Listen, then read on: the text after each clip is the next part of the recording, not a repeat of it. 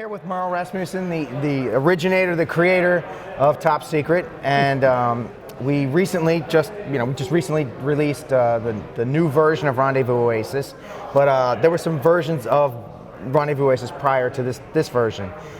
So there was, some changes and mutations of the adventure over the years. So I'd like to talk about it. Let's go back to the first version of Rendezvous Oasis. Well, I'm glad you asked. Jason Elliott approached me back in 2013, 14, somewhere back in there. He was publishing Gygax Magazine, and he needed material.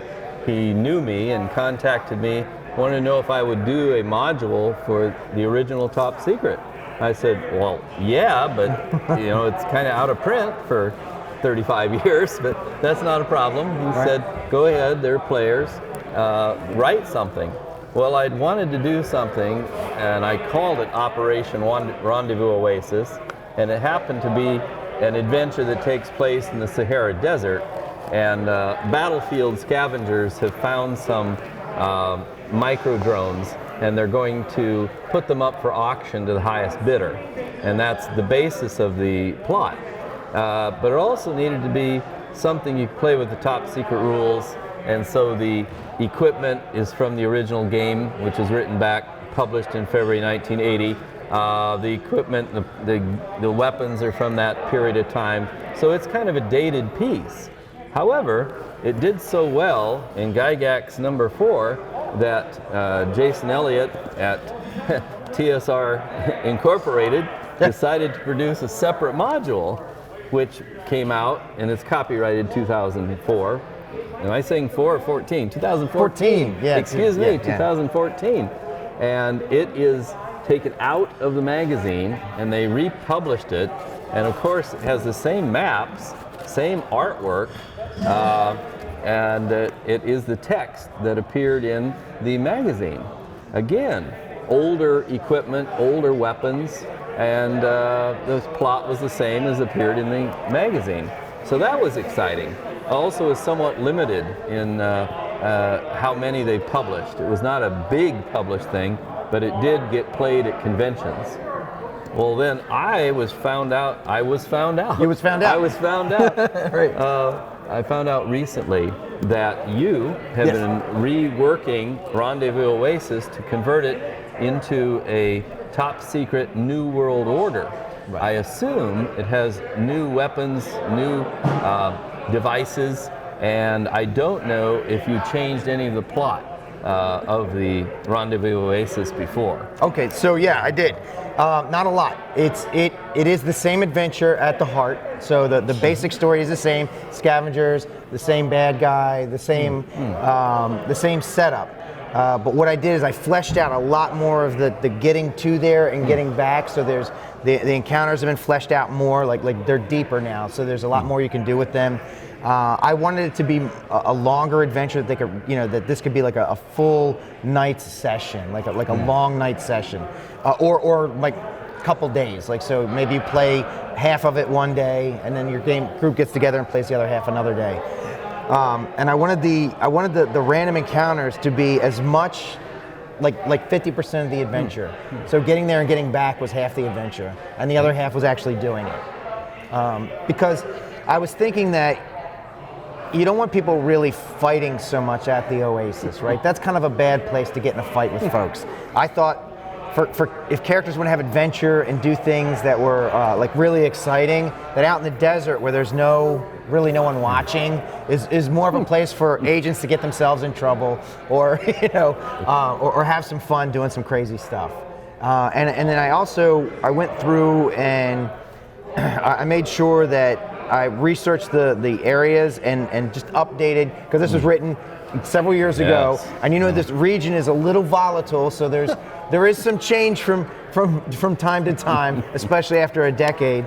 And I moved it over to Chad. So you had it. Yours was originally just inside the border of Sudan. I moved it just over the border to Chad, only because I thought it'd be kind of cool to set it in a country that probably most people know almost nothing about. Yes. Because people have heard of Sudan. That's the Sudan. You hear about that. When you talk to people about Chad, they're like, "Where's Chad?" So I just slipped it over the border just a little bit.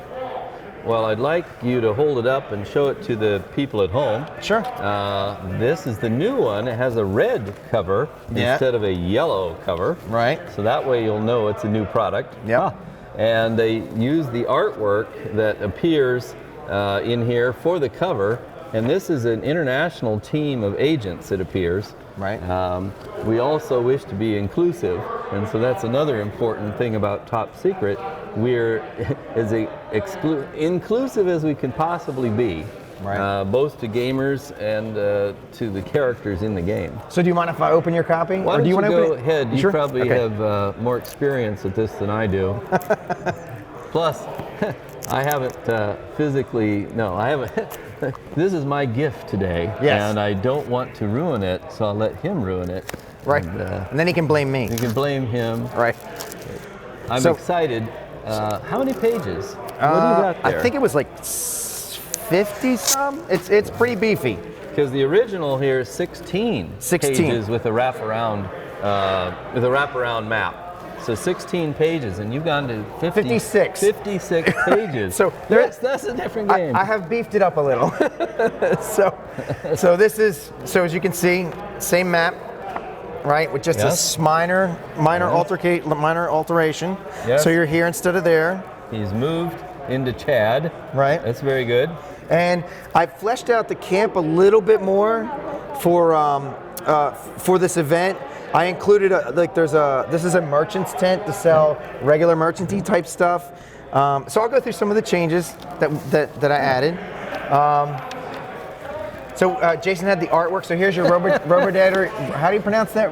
It's a robotodrone. No, what is it? It's a robotic dromedary. Dromedary. Yeah, it's a robotodary. Yeah, that's it. So Jason had someone draw it up. So that's what it looks like art-wise. Mm-hmm. Is this a cockpit? That's where you sit. You can sit. Well, no, you can sit on it. So that's you sit on. So you can ride it in the hump. Right. Of course, that's realistic. Right. Of course it is. Why not? So a lot of this is the same. It's the same thing. I included some stuff like here are the terrorist organizations that are in the area. You got Boko Haram and ISIS West. I didn't even know ISIS West Africa was a thing. There's this. I don't know. Whatever. Another group. I don't want to butcher the name. I don't want them to get angry with you for butchering the name of their. Yes. There's a group of rebels. I found out that there's a Chilean rebel faction, so I put them in there. And then here's your infill and your infill and timetable of events. And then this is briefing the administrator. Jason loves this old font. He's got this old font that he found, and literally every size is its own font. So there's 8-point is a font, 10-point is a font, but it looks like one of the old printouts. So he set that up. So then this just goes into the target. I updated communications a little bit. So just so you know, Merle, I work for the Army, and I develop prototypes for the Army. So I've worked with a lot of radio equipment, internet equipment, like GPS equipment. So I included some of the stuff that I've learned from my career in the military, or not military, my career working for the Army. I'm not a soldier. You're not a soldier, right. But you, provide equipment used by soldiers. I help soldiers. I help them come home in one piece. So there's things like GPS. There's this thing called an INS, which is an internal navigation system, which helps GPS. And I go into some of the technology. So I explain some of that, which I think is cool. It's like a cool thing for people to learn. Because I always found that role-playing was a great place to learn a lot. That was one of the things they taught me a lot of stuff. So I once had a publisher, it was my boss at TSR, said, Merle, we are an entertainment company, not an educational company. And I said, yes, but my fans love the detail. Yeah. And they want accuracy. Right, right. But I agree, it's an educational opportunity. Sure. So I explain what that's going to mean to them during this adventure, because they're gonna need this equipment to get where they're going, because there are no roads to where they go. So then we have the suggested equipment, and that's taken right from what you wrote before.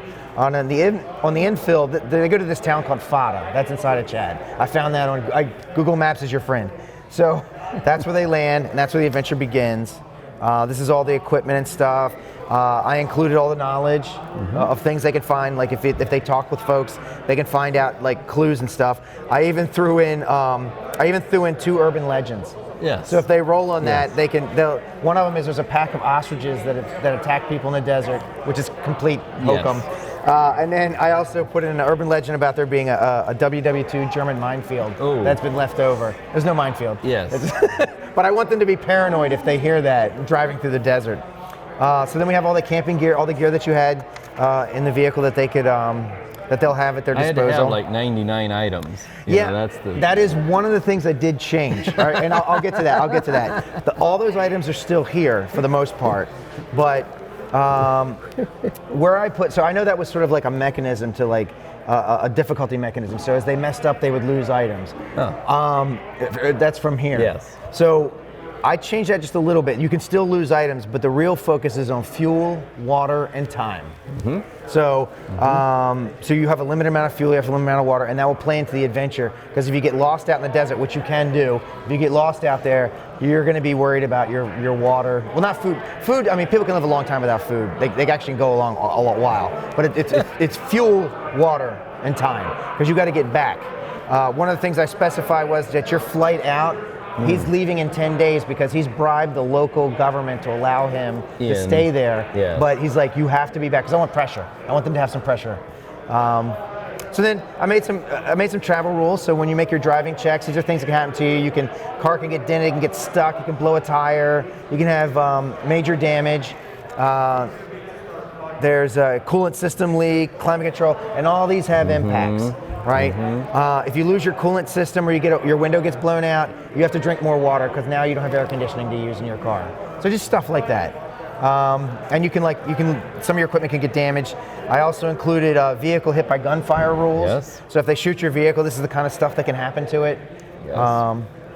And then here's some of the travel notes of things that they could encounter.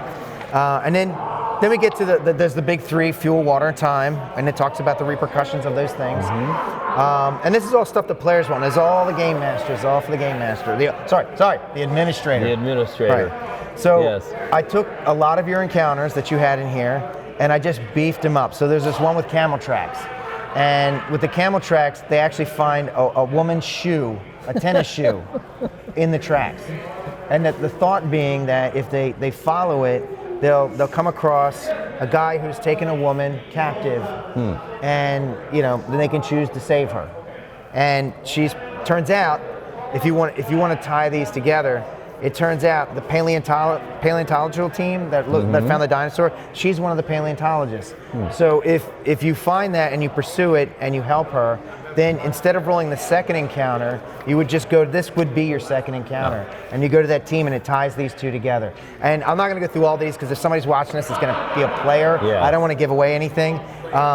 Do you have moral dilemmas? Yes, there are moral dilemmas. Like I think the refugee part was a moral dilemma. Yes, there was. You find refugees in the middle of the middle of the dungeon. Sorry, in the middle of the desert. And you have to decide whether or not to give them food, fuel, water, or leave them. Yes, or leave them. It's a moral dilemma that is hard on gamers. And it says here, they have nothing to offer but their gratitude. Every agent that agrees to help the refugees will gain additional mission points for reflecting ICON's core values. See, that's very positive. Right, and every one of these has something to it. If you do it, if you don't have to participate in half these, right? You can just ride past them. If you participate in that encounter, there's something good that can come out of it for you. Makes it interesting.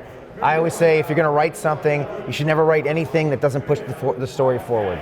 So I always take that approach in my game design as well. One of the ones I added was an abandoned plane. So there's an abandoned plane that apparently was some kind of deal gone bad. And all the people that were in the plane, they're laying around shot. Yes. The plane shot up. But it will still run. So if they get lost in the desert, this is one way for the administrator to save them. So I put 4 things, I think there's 4 things in here that if you screw up beyond all hope, there are 4 ways to save the agents, because you don't want to kill all your agents because they made some bad rolls, right? Also, each one of these encounters gives you a driving check and a navigation check, and that's how you get lost and how you get your vehicle damaged and stuff. So, and each one of these has its own thing to it. Like for example, let's do there's one's called a Rebel Battle. You're going to step down your asset die because the team moves into a rocky terrain with sharp and broken rocks. Care has been taken not to damage the tires. Care has to be taken not to damage the tires or slide into a ditch. So it's harder to drive. It's harder to drive check. However, the navigation check is a step up because the area has an excellent signal and there are obvious landmarks consistent with map markings. Oh, right. So very useful. Each one of these has something like that. And then here's things if they decide to investigate. If they don't, they just drive past it.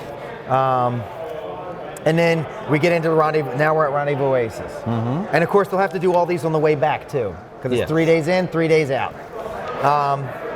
Then you get to the Rendezvous, and and I go through it, and it's all the descriptions that you have there, plus a little bit more here and there. Like I put latrines in. I treated it like a festival. Like this guy's throwing a festival. So party. I put a cafe in. They can eat there for free as guests of the El Qadir. I put solar panels out there so he has power. So all the tents, all the merchants have power. Like inside the tents, I put in the merchant tents, I put a cooler for them to, they can keep water, bottles of water, and they have a fan they have plugged in running. So I just thought of, I thought of it just like you would a convention or something, and I threw in all these other little details. Did you keep in my bad pun of the guy's name, Sheikh? No. Ahmed. That was Ahmed Personnel Carrier. No, we did not. You did not keep that in. We tried. We went a little more serious with some, and I'll tell you why. Merle.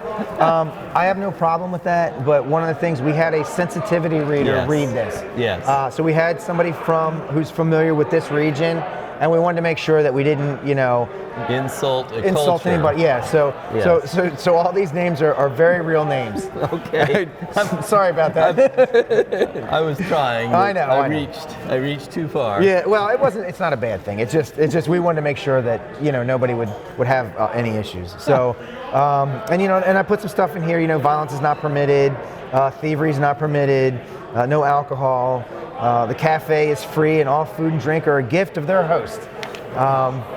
So then you have all your, all the areas which are mostly the same. I pretty much kept all of us the same, except for, like I said, You've added. I added stuff. So I added the merchant's tent, and then I put all the price in there because part of the module is they're going there as agents and trying to stay undercover. So I wanted them to.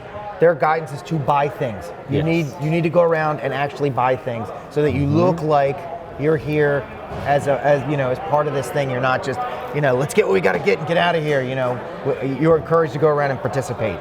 So then I have a small arms dealer, and I put some stuff that he has for sale. I kept the malodorants and stuff. I kept all that stuff in there.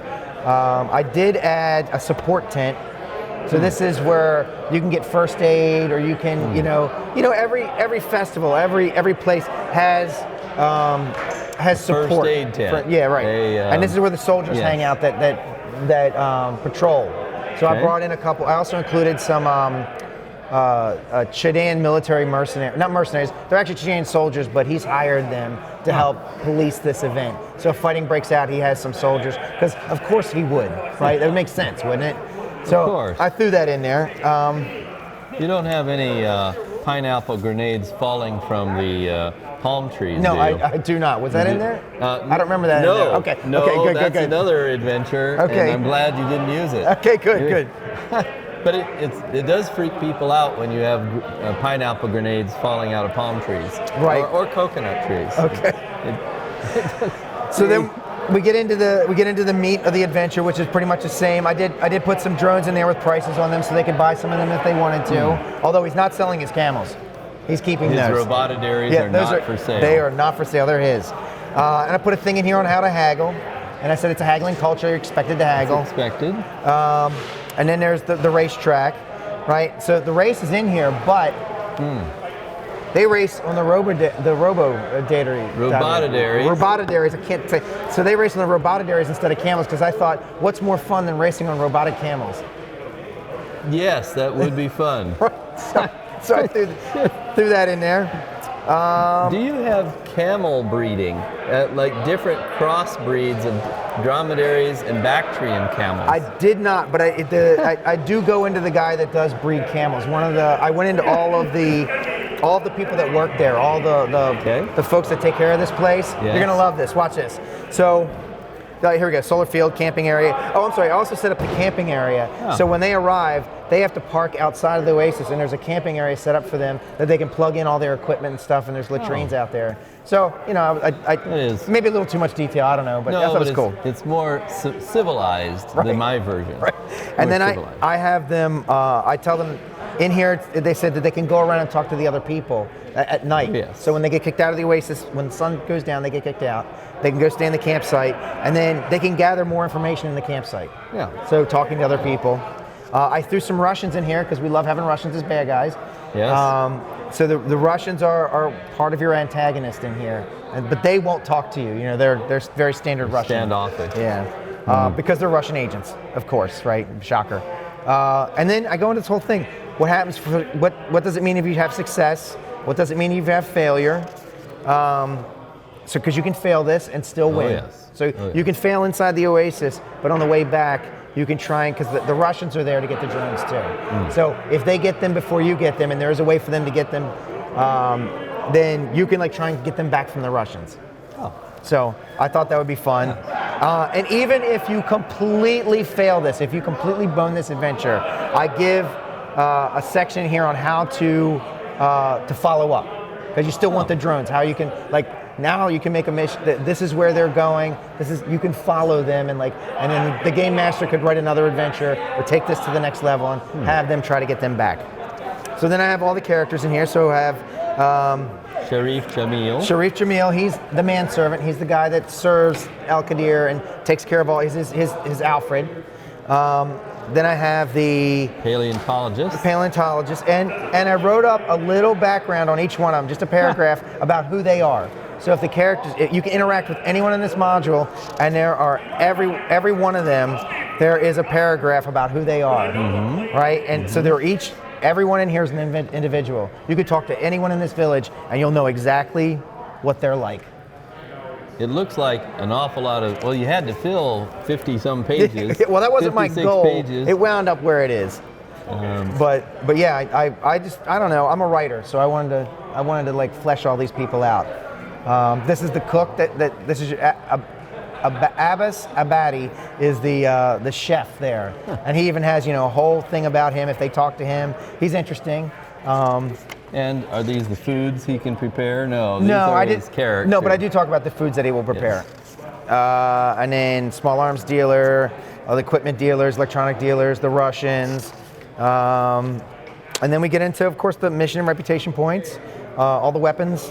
We included new weapons. Are there new weapons? Yeah, there's new weapons in here. Because a lot of people want to have new weapons. Yes, these are all new. None of these appear in the book. So you have a whole section. You have a whole section of new weapons. And you're gonna like this. We made some new rules. So combat. We expanded combat with melee a little bit. We have new car chase rules that are more cinematic.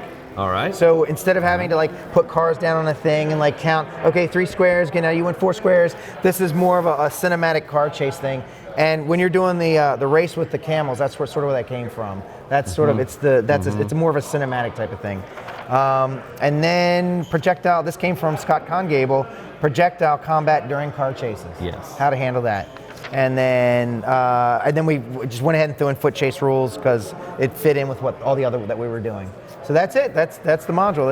It's pretty beefy. 56 pages. It'll take you a while to get through this, and it's one of those ones that could take you as long as you want because you could get as involved with a bunch of things as you want. There's where they're taking that woman. There's a mine. They're taking her to mine because that's something that happens in the region. They will kidnap people to work mines. They'll kidnap them for ransom. So that's what they're doing. You could actually. The mine is not in here, but we talk about it, and if the players want to go and free these miners, it tells you exactly how to handle that. So you get all kinds of trouble out in the desert. So there are jumping off points for your mission. Sure. You do have a mission, but often things go sideways, and you have other ways to play it out. I did have some fun researching the culture. Yeah. At one time, they had robots on the backs of real camels that held the reins and whipped the camels for camel racing. Really? Yes. Robot jockeys. Robot jockeys. And I think I have awesome. robot jockeys in the original. Okay. But you have robots you can ride inside the hump of the camel, which is typical Top Secret. Yeah. In fact, the weirder the better. It's almost like we need the weirder the better. Do you have things like that are so, let's say scorpions? Do you have like scorpions and snakes? Or I did not do that. I could have. I probably should have. No, it's too hot in this part of the Sahara. Is it okay? For snakes and scorpions, it kills them. Oh, so they don't go there. That's how bad it is. So it is desolate. And you have rules for, you have to have so much water every day, that kind of problem. And there's dehydration rules. Dehydration rules. So it sounds like it is a bigger, better expansion than my original 16 pages, and you've gone to the 50, what did I say? 56. 56 pages of excitement, and it's called Rendezvous Oasis. It has my name on it, but don't you get credit somewhere? I do. I'm in there. I'm in there. You're in there? I hope so. I didn't want to take away from you. Yeah.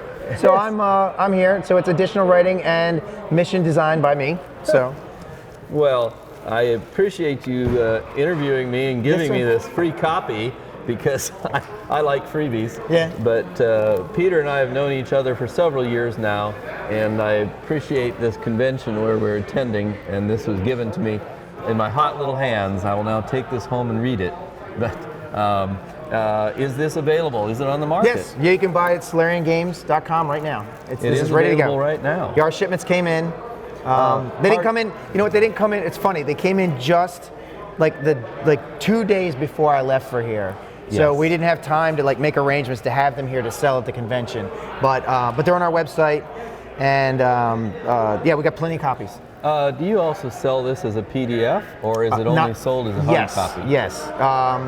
And I don't know when you're going to be seeing this video, but at this very moment, if you buy the hard copy, you get the PDF free. But that's only going to last for a short period of time, and then the PDF is separate. Very good. Yep. Well, it's been a pleasure again to talk with you, and I hope that you rush right out, buy 2 copies, one for yourself, one for your friends. Right. In fact, you can buy for your enemies. I don't care. Yeah, just buy them. As long as you just keep buying it. Right. That's all we ask. Right. And, you don't even have to open it. You can just buy it, set it on your shelf. That's actually, what I might be. I'll be reading it and then putting it on my shelf. I would be pretty sad if you didn't read it. I put a lot of work into it.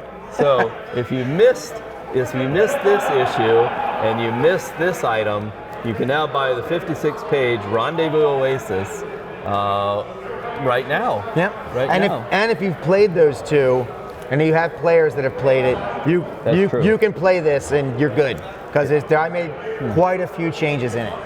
So. Well, I think that is what people want to hear, and it's been a fun convention.